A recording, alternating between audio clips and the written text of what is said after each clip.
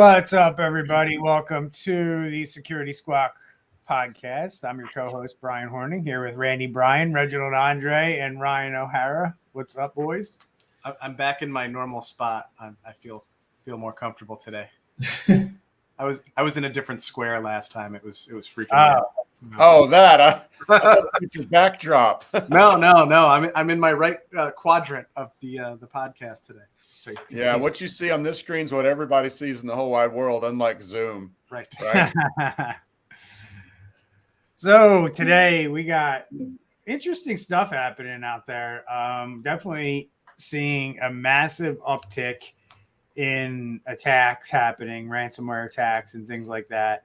And we want to cover that in today's show and just kind of give people an awareness of what they can expect going into 2023. Because there's a lot of stuff happening right now. I think we talked about that a little bit in November, kind of saying in October going into November, saying things were quiet, and that's usually a sign that things are about to ramp up. But that's exactly what we've seen in November and December. Just go to Google News and type in the word ransomware in the box, and you're just going to see no shortage of articles that have come out in the last week or two of companies that are dealing with ransomware events. So we're going to cover that today and try to help educate you on what you can do to start protecting yourself, because businesses still, 2 years into this podcast, and businesses still are not doing enough to protect themselves, which is why you have things like FTC safeguard rules coming out. Mm-hmm. We'll touch on that a little bit today, and how many businesses that's going to impact and who it's going to impact. But before we do, we're going to hit Andre up for the fee. What's the fee? It is free 99. There's no cost to listening. There's no advertisements on our show. All we ask is that you consume the data, and if you have anybody you can share this with, please do. And of course, like whatever platform you're listening to. That's right. No garbage, just the goods. Share our show, rate our show, do whatever you can. Help us out. Social media.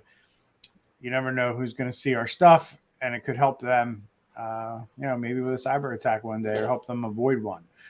So, guys, we got a lot of stuff that we had to pick from. Hopefully we can keep this in our time frame. But there's so much stuff out there. First off, we got an issue happening. Number one, holistically, just at a high level speaking, we were kind of talking about it in the green room where, the education sector from K through 12 all the way through college, they're just having a hell of a time with ransomware. We were talking about, we did the whole show on cyber insurance last week. And one of the sectors, we're not, it's not like we're not included in this, because I think as a managed service provider, an IT company, you should be highly scrutinized in your practices. And it's hard for companies like ours to get cyber insurance because those companies see us as high risk. Well, K through 12 and the education sector are right in that as well, to where a lot of these carriers have decided we're not going to write cyber insurance policies for these schools and these school districts. And it's simply because, when the insurance companies look at an industry and say, is it worth it? They've looked at the K through 12 district, not because they're like this massive target, it's because they just aren't doing enough to protect themselves. So the risk is too great for these companies to write these policies. And now, yes, the hackers know that these entities are, very easy targets, but they're now changing their tactics and how they're looking to get paid. So what's going on here, guys? We know that the schools have to pay, but now we're reading that the students are being, potentially extorted as well as part of these ransomware attacks. Seems like it's taking cues from the recent breach in Australia, where they gathered all of that information, and not only did they go after the entity that they had compromised, but they use that information to blackmail individuals based on the information that they obtain. So it was like a blueprint for double and triple dipping on ways that they could financially incentivize themselves. And it's something we've been talking about for pretty much since the beginning, that any information that they can get, they can use, whether that's to better organize an attack, whether that's blackmail, or other psychological operations. Like, that's why all this information is so valuable, because there's so many ways they can use it. And when they're just going around making big old ransomware off the whole organization all over everywhere, maybe they don't get around to the people because it's too much work, but maybe they're being forced to get down to where they're starting to extort the actual people more, which is what they did or are trying to do in this particular case. Yeah, and it's a classic shakedown. You have this school that has about 1,100 students.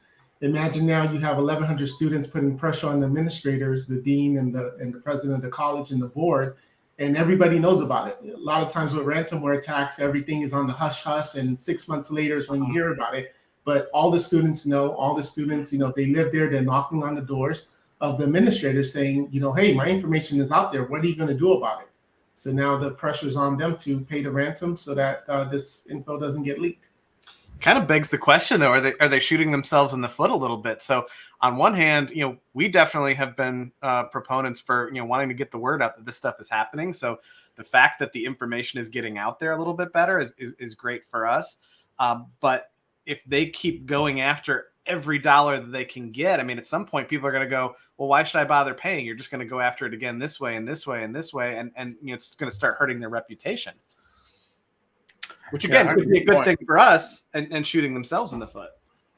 Yeah. So, I mean, it's Knox College and it's pretty wild. I mean, and Randy's right. We've talked about this on a number of occasions where this could happen and it could, double, triple extortion, however many times they're going to use these different tactics to go after the same target or related targets. But, just telling them, like, you get this email, right? You're just sitting there and you get an email and it says, hey, it's almost going to look like one of those kind of like, Nigerian prince emails, right? We have compromised your college networks, and they spell college wrong, right? Collage.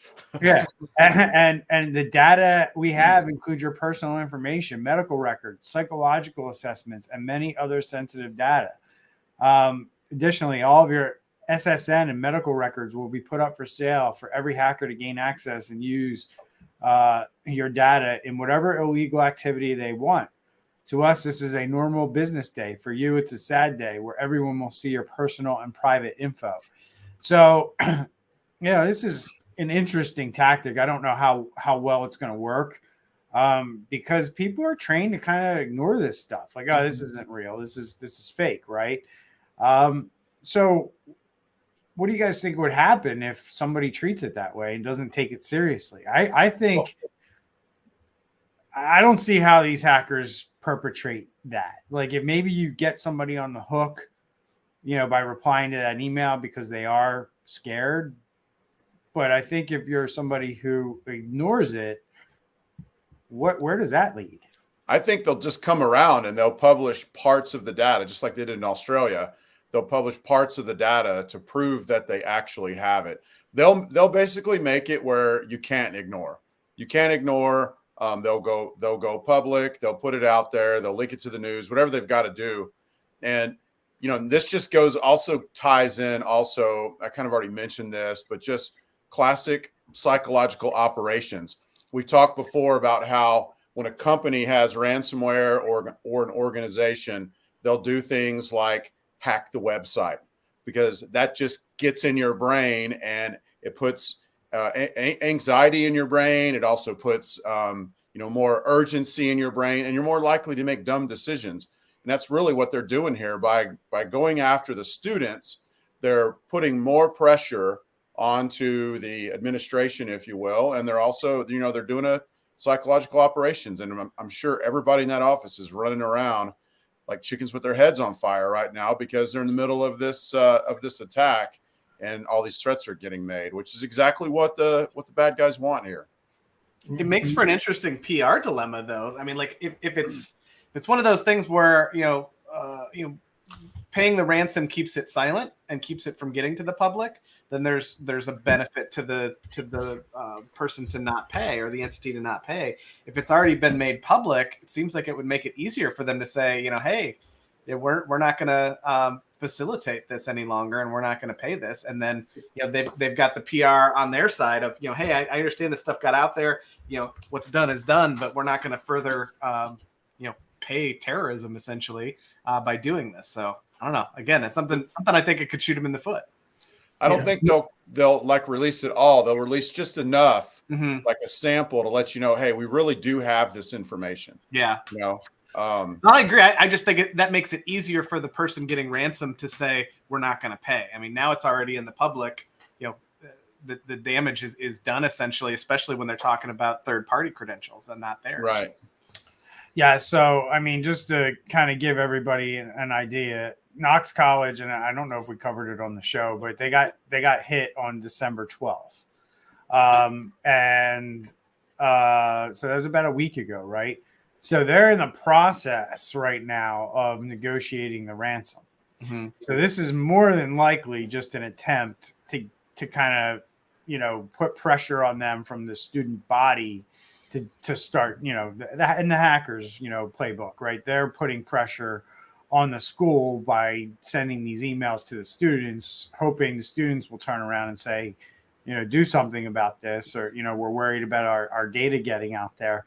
Doesn't seem to be having that effect. The NBC News story here that Kevin Collier did, he interviewed quite a few students. One thought that the email was completely fake. The other one was like, you have my data. Like, even if I pay you to, keep that data private, I have no guarantee that you're actually going to do that. So why would I pay you? Mm-hmm. So these are kind of the attitudes that are being taken by the students. The interesting thing to me will be when, I got to imagine it's a when and not an if, when the class action lawsuit comes from some lawyer who gets these students together to file a class action lawsuit. Mm-hmm. And that's going to become ugly for the school at that point. And this is also part of the cat and mouse game. So if the people that are being terrorized all start saying, it's my data, do whatever you want with it, I don't care. Well, they're going to come up with something else to try to get the money from the business or the organization. So it's just kind of all part of that intricate cat and mouse game that's constantly going on between that side and our side, if you will. Yeah, at the very end of the article, it says everybody's getting really angry and frustrated with the school, and we're supposed to go back in a couple of weeks. This just, unfortunately, smells like this is just going to lead to a big fat class action lawsuit, and probably a lot of students withdrawing from the school as a result. Which is, we've seen that, right, with previous school attacks. So. And like you said in the past, the only people who end up winning are the attorneys for the class action lawsuit and the bad guys. 100%. So we got this moving right along. We have good luck to Knox College, by the way, with that tough one. So phishing attacks via Facebook, not anything new here, right? But there's a new phishing campaign, according to bleepingcomputer.com, that uses Facebook posts as part of its attack chain to trick users into giving away their account credentials and personally identifiable information. So what's going on here? Who wants to take this? So it's a phishing email that you get an email and it says you need to click here. But when you click, it takes you to the Facebook page. So it bypasses a lot of the filters, etc. Then from there, it's asking you to reset your password, but it's actually a post within Facebook. So somebody created a Facebook account and they created these fake posts. And then when you click on it, that's when now they're saying, give us your account information and whatever they're trying to steal from you. So it's a pretty clever thing because Facebook is a legit website. So it's passing all the unless you have a block on your company's network, where there's no Facebook allowed, but otherwise, for the most part, they'll just go right in. It's just adding an extra hop in between. So the email contains a legitimate email or a link, and then the post that it shows you after that is the one that contains the link where they send you someplace else. Yep. And then once you're on that Facebook post, the links that you click from there are very suspect. Mm-hmm. But I think the whole idea is that people's guard is a little bit down because they clicked like, oh, I'm at Facebook, and you're super busy or whatever. And, you don't notice that it's like meta.forbusiness.xyz. You don't even notice it changed necessarily. Yeah. The look and feel is still Facebook at that point. So if you don't look back up at the address bar, you think you're still in Facebook. Right. Exactly. Yeah. And then interestingly enough here I'm going to share the screen here for a second. I got to get to a point where I can do that. Because I think people need to see what these ads look like because they're pretty slick, quite frankly. So give me 1 second. That's not the one I want to share either. All right, we'll just do it like this and hope for the best. It's always a good sign. I'm going to do this and hope for the best. Yeah. So let me pop that over there. I got so many screens. The joys of the live broadcast. There we go. Yep. All right. So here are the ads. Here's what they look like. I wanted to get it up on the screen because I want people to see it.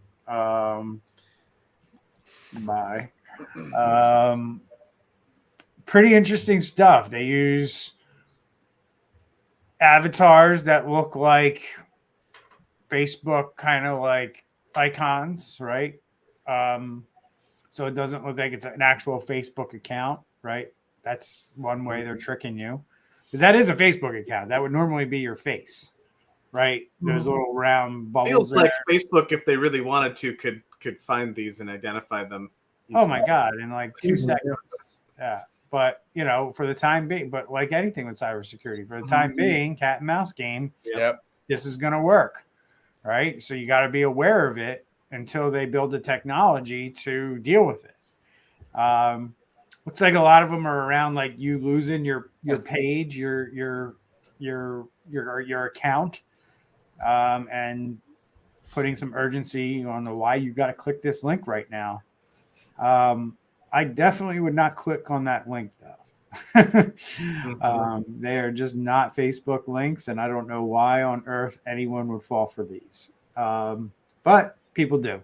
If you send it to several million people, you're going to get several that do it. Yeah, I mean, that's a guarantee. The numbers game. Yeah, but when you're getting messages and it's not going to a Facebook link, probably a good sign that it's fake.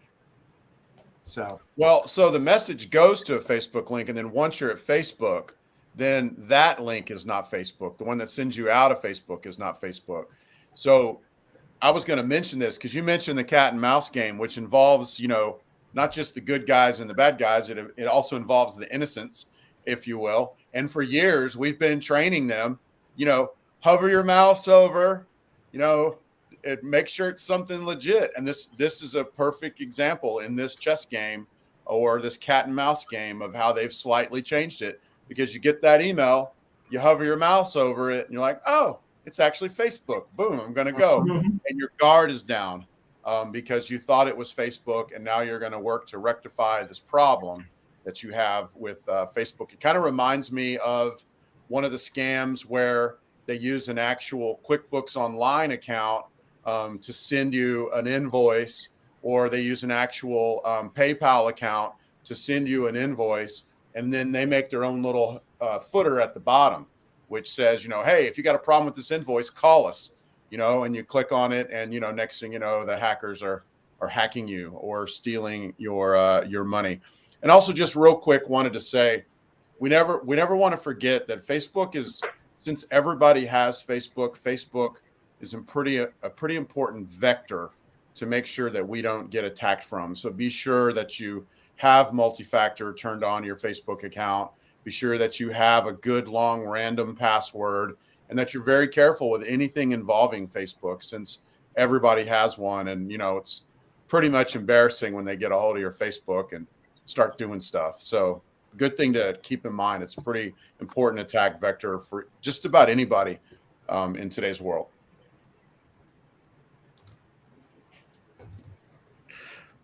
Why is there awkward silence? All right, boys. I'm having technical difficulties. Ah, Jump in here, okay. so I need you guys to pick up for me. We didn't even talk about China today. I don't know.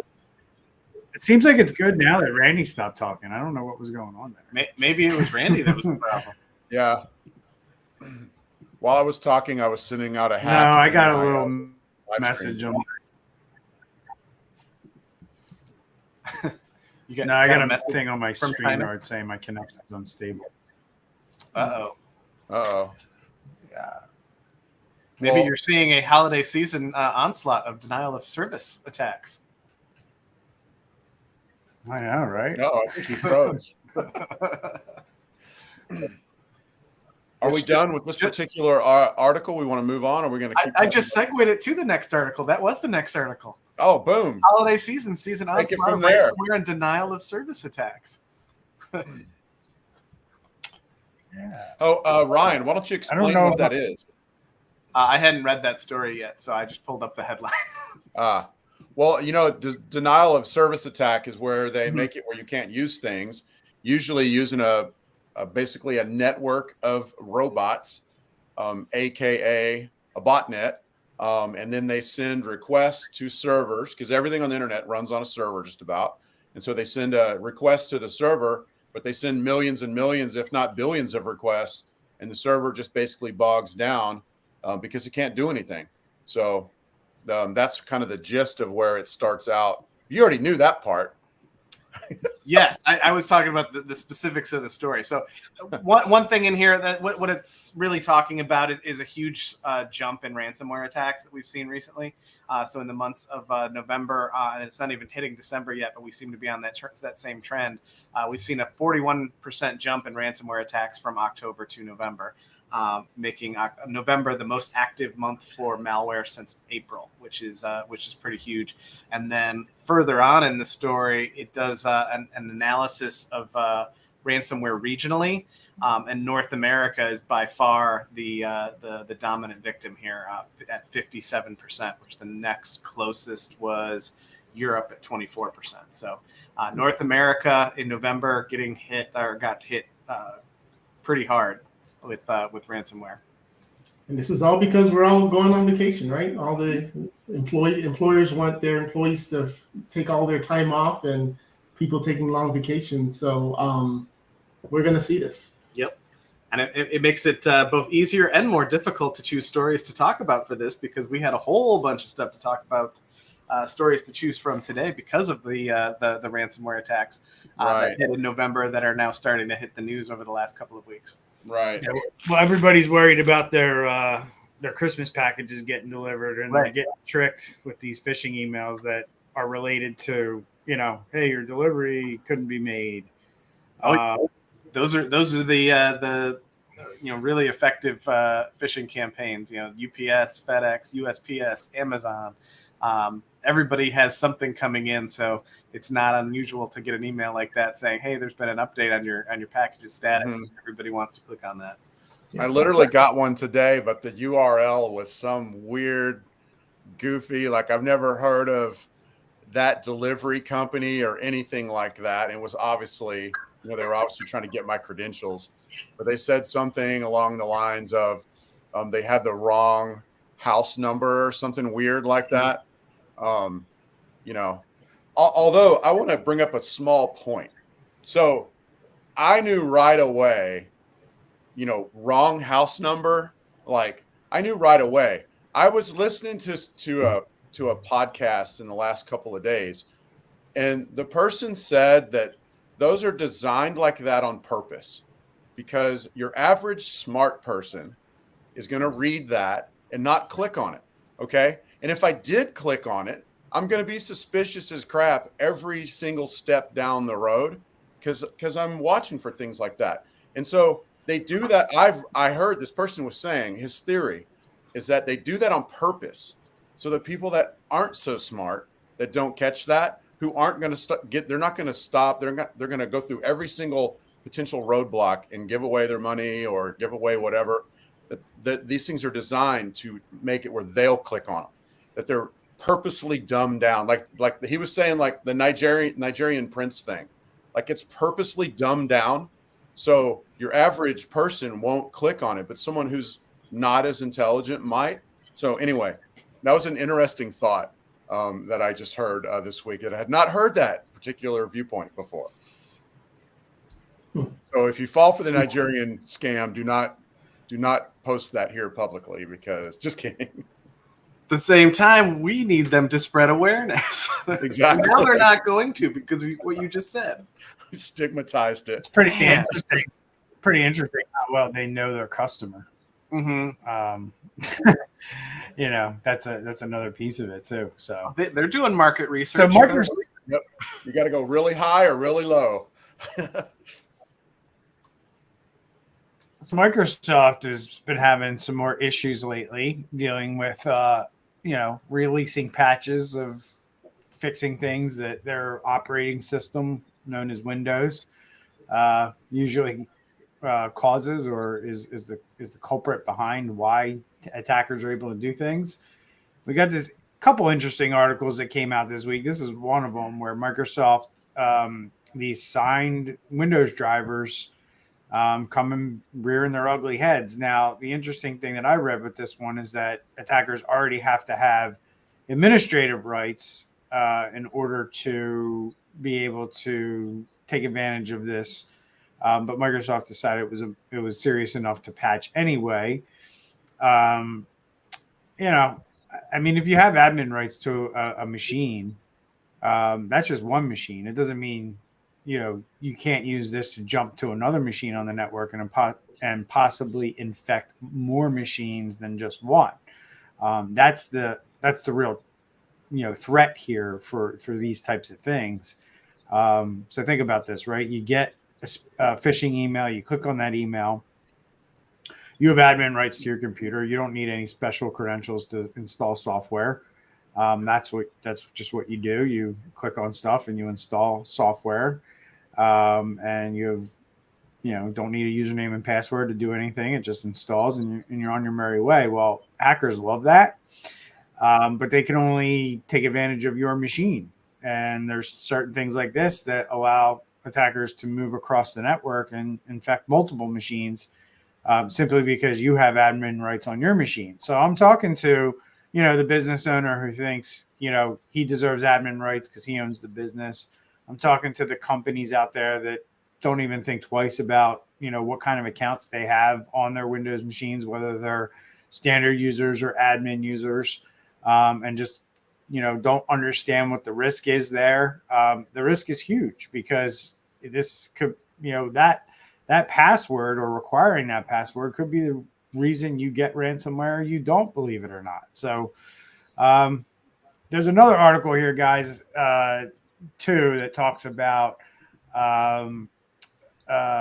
some other patches that were released by Microsoft as well around the same type of thing. But anything else you guys want to add to this? Because that's kind of the gist of it. I mean, patch your systems. That's the moral of the story. Make sure you have a patching process. And don't give daily driver accounts, the accounts you use to log into your computers every day. Make sure they're not admin rights. Yeah, and it just goes back to making sure that you have different solutions in place and different layers in place, because you could get something that has a Microsoft trusted certificate assigned to it that is malicious. And so you need those other things in place to protect you against that kind of thing. And that's another thing we've been talking about on here for a long time, and it's a really big deal. And I think it kind of falls under the category of supply chain attacks. Yep. And in this particular, or one of the articles that you mentioned, the bad guys basically set up a fake developer account, use that to generate some certificates and get some stuff in some drivers, get some drivers signed. And you're right, like you have to be careful because not everything that's signed is legit, and we need to be on the lookout for supply chain attacks, which this is, how does this affect the average business? I mean, if they were installing some driver, the system's going to see it as trusted, and who knows what processes it's going to generate, from there. So this is pretty complex, pretty ingenious, and we're going to keep seeing a lot of it. I think it's going to go anywhere anytime soon. Yeah, we've even seen it in the Microsoft Store, where there was actually apps there that were not legit. Go. So follow up. I think this is a follow up, but I don't really know because it seems different to me as I'm reading through it. But DraftKings warns of 67,000 people whose information was exposed in account hacks. So is this the same thing we talked about? And it was just that they were able to get into 67,000 customers who had their information on the dark web? Well, this is the one. The story is definitely a follow up, but this was the one that there were some question marks surrounding it because they were throwing it out there as a credential stuffing hack that they weren't directly hacked, and these breaches were the result of reused passwords that had been leaked on the dark web and things like that. But then they also made those customers whole as well. So like they were clearly pushing the responsibility and saying it wasn't anything that they did, but then they were paying the customers who were impacted to make them whole. And then so this, when you start talking, and it's actually closer to 68,000. Further down in the article, it says 67,995 people were exposed. That does seem really high for a credential stuffing attack. Well, I think that probably maybe that kind of blew the whistle on them, but they've had to now disclose it with the state and all that kind of stuff because it looks like the bad people got in and were able to get the credentials and then use them to attack the accounts. And instead of just going on the dark web and getting random credentials that way. So at this point, it's kind of a follow-up. We always joke about it, but, phase one of a breach is, hey, there's been a breach, nothing to see here, move along, but as the news comes out and as things get released, we find out more and more. And it looks like in this case, like, why is it only limited to 68,000? Is that all the customers that they have? I would think a company like DraftKings probably has millions of customers. Like, how do we know that more weren't involved in that attack? Did they they need more details need to be released. Right. Because, and if you're in the system, depending on where they keep that stuff, it seems like you should be able to get it all, not just 68,000 of, to me, that's probably, I don't know if that's 10%. I'm not sure how big they are, but it seems like they'd be able to get a lot more data out. And I want to know why they didn't get more out. Were they stopped while they were downloading? Did they have it segmented according to something like, virtual servers on Google Cloud or whatever, I just want to know. Well, and the one line in here that's interesting is the company said attackers obtained the credentials needed to log into customers' accounts from a non-DraftKings source. Right. Not from non-DraftKings sources. So seems to me that somebody got into, then they're trying to say that somebody got into another account that had access to all of their customer. Yeah, that or they just credential stuffed from the dark web. I mean, that's entirely possible. They've had to disclose this to the state, though. So it's more than just random things were pulled off the dark. In my opinion, it just seems like it's more. The reason they had to disclose it to the state is because they have evidence that people who shouldn't have been in other people's accounts were accessed. So they have to report that. The other interesting thing to me out of this thing, and this is what people need to be aware of, says the common denominator for user accounts that got hijacked seems to be an initial $5 deposit followed by a password change, enabling two-factor authentication on a different phone number, and then withdrawing as much as possible from the victim's linked bank accounts. So what they were doing was you have your bank account connected in DraftKings. So what they were basically doing was they were going in, they were withdrawing as much as they could from your account, putting it into your DraftKings account, which was a vehicle, And then they were connecting their accounts some way, like a Venmo or whatever they were using, and withdrawing that to their accounts. So they were using DraftKings as a vehicle to steal money from people's bank accounts.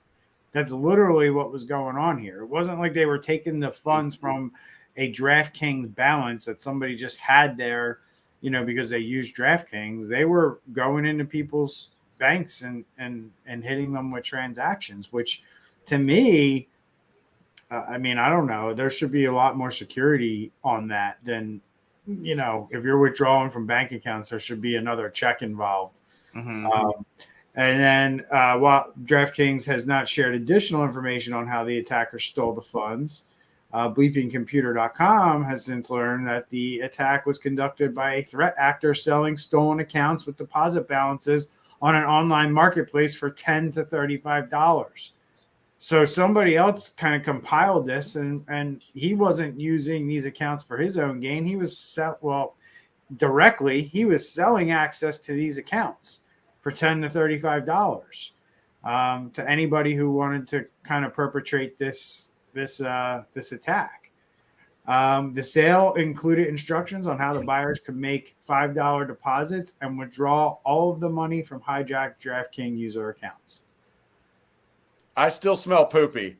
I still think something else is going to come out of this, because the non-DraftKings source, it's a list of DraftKings accounts. Okay, so maybe there's a third party who has it, but they came from DraftKings. There's more to this story. I'm not finding it. It all sounds like they're I think the story. Do what? One of two things. Okay. The person selling it for $10 to $30. One of two things. The person selling it for $10 to $35 is either an inside job. It's an inside job, or this person spent a bunch of time verifying that these credentials worked on these accounts, and he was basically selling verified accounts. Like, if you buy this from me, I guarantee you'll be able to log into it. Potentially. I don't know. I'm still suspicious. I think there's more, but. Or they still have access and they haven't gotten caught yet. Exactly. I'm probably assuming the worst. These guys are thinking of these days. So I don't know much about this one. I got to pull up the article. My computer's running a little slow, so I don't know how successful I'm going to be in that. But Ukraine hacked via Trojanized Windows installer. What's going on here? Basically somebody repacked your Windows installer with a Trojan, and end of the day, bottom line is that's pretty bad idea. You don't want to get your installers off of torrent accounts or Microsoft.net with an O for the S. You want to get them all from legit servers. That's the high level there of it. Yeah, exactly what Randy said. It's basically you have the IT department of Ukraine government bootlegging Microsoft Windows installer files and not, going through Pack State or something. and then they're going to pay for it now. So I'm curious how they got their hands on these ISOs though, because this is the Ukrainian government. I realize that they're going through some shit right now, but still you're going to torrent sites to grab your ISOs for your government computer installs. Or either that, or they got it from their Russian friends. they're just dropping USB sticks and leaving it on the battlefield, hoping someone plugs it in. From Microsoft Washington, right? Yeah. It's not beyond the realm of possibility that Russia has been feeding them Makita up copies of Windows for 10 years because they knew they were going to do this one day. That's true. Right. So anything else you guys want to talk about on that? But yeah, it's a really bad idea to use Makita up copies. And when I say Makita up copies, like unlicensed software that you're not buying legitimately. So if we're on a torrent site and it says Windows installer.iso and then says all caps, like guaranteed legit, that doesn't make it legit. You still do that? No. I just remember that stuff always says, you can trust us, all caps, like, oh, I mean, okay. You can download the legit ones directly from Microsoft these days. Like, And That's just some really nice servers- guy letting you know that he downloaded it already and it worked. Exactly. I mean, in the olden days when you had to pay for every copy of Windows, like that was pretty common, where people were going to torrent sites and trying to get it for free. Nowadays you can just go right to Microsoft and download the ISO, no problem. Yeah, but if anybody is, this is, I think, where we see fake Adobe, people don't want to pay the Adobe subscription and things like that. This is where you want to be careful. And this is what can happen. Just pay for the subscription and call it a day. Yep. All right. So now we got people being tricked into what's going on with Sentinel-1 installers. Like, the theme of the day is people are getting tricked left and right. Yeah. So it looks like this one is just a Python package that is just disguised as a Sentinel-1 installer. So it's a fake virus protection program security software that is. So they're just basically doctoring it up to look like that installer, and then when you install it, it does the exact opposite. Gives you the thing that you're trying to protect against. I'm trying to see where they're getting this one from either. Like, how are they dispersing this? so it's basically what they're saying is it's going out as it's from an actual Sentinel-1 software development kit Python client, and the threat actor perform the updates to improve and fix malicious functionality of the package. So, somewhere, some way, somebody is putting out a Sentinel-1 package on a server. Maybe he's able to get it ranked on search engines or something like that. I don't know. Or maybe they're doing just phishing emails saying, hey, your Sentinel-1 is having a problem. You need to update it. And they're hoping people click on it. I mean, doesn't really say how they're actually distributing it, other than they've identified a server that uploads data to a specific IP address. But it's saying that the malware package has been downloaded over 1,000 times on PYPI. So, Were you going to say something, Andre? No, go ahead. So this thing is floating out there, and it would be for a malicious hacker who's just gained access to a network. Would be good to have in their bag of tricks, because take the Sentinel-1 installer and in a network, put it on that shared folder that has IT installers. Just throw it on there. Somebody with privilege access might install it on one of the machines if they already have Sentinel-1. So this may not be something that we see used, in like direct attacks, but as part of a toolkit, this could be a pretty powerful, another little like another little arrow in the quiver, if you will. And the fact that 1,000 people have downloaded it, that's insane. That just means that now they've got access potentially to 1,000 computers out there. And I wonder, does it also actually install Sentinel-1 while it's at it? probably not. No. It read like it almost was more like an update to Sentinel-1. Right. So Your interesting. Sentinel-1 Wow. are now updated. Yeah.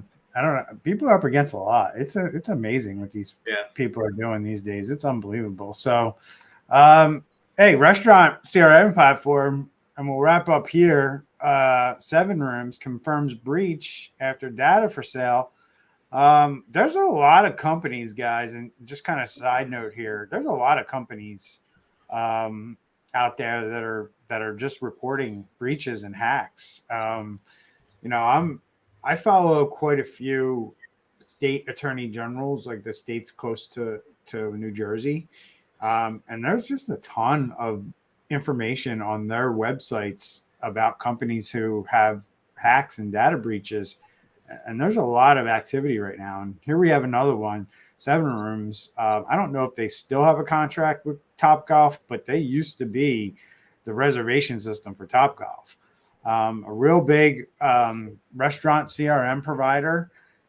Schedule Fly is another one I can remember in this sector that got hit. Here's another, SaaS-based application that, potentially could impact the businesses, downstream from them, thousands of businesses where they won't be able to take reservations and just conduct business. But, somebody on December 15th, 5 days ago, a threat actor posted data samples on breached hacking forum claiming to have stolen almost 500 gigs, half a terabyte of a backup database with thousands of files containing information about 7 Rooms customers. It's crazy. So they're saying that the company clarified that guest credit card information, bank account data, social security numbers, or any highly similar, highly sensitive information was not stored on the compromised server, so it was not exposed in the attack.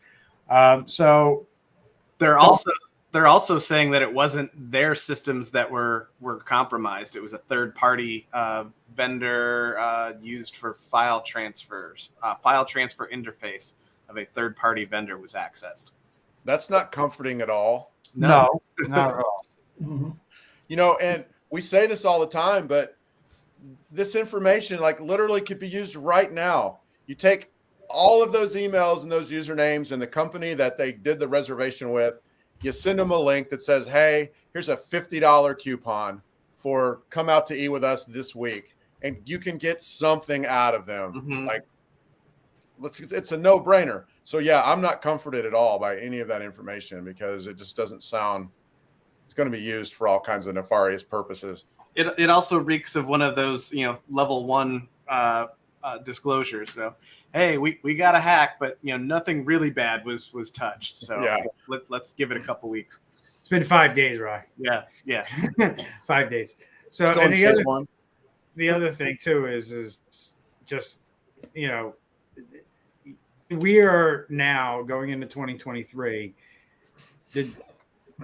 Nobody, I think everybody's tired of it wasn't us, it was a third party kind of like. Cybersecurity best practices. I'm going to give you a little education here. If you don't know it, cybersecurity best practices require you to check your vendors and make sure your vendors actually have a cybersecurity program in place as well. And, if they don't, you need to have the cojones to say, I'm not going to do business with them. Right. Pretty simple. And, we're not there yet with businesses, understanding that A, you got to do that, and B, you got to sever relationships because somebody might be introducing more risk to your business because they don't do cybersecurity good enough. So, and keep in mind too, like in that vein, that whenever we read one of these stories, it's not the third party vendor that gets named; it's the larger company. Right. So this is going to fall on you one way or another. So take that into consideration when you're deciding whether or not or how thoroughly to vet your third-party vendors. It's just like anything else. The buck stops with you as the person that your customer is working with. They don't care that it was a third-party vendor. You are working with them. That's your responsibility. I can see these companies too using it as a cop-out.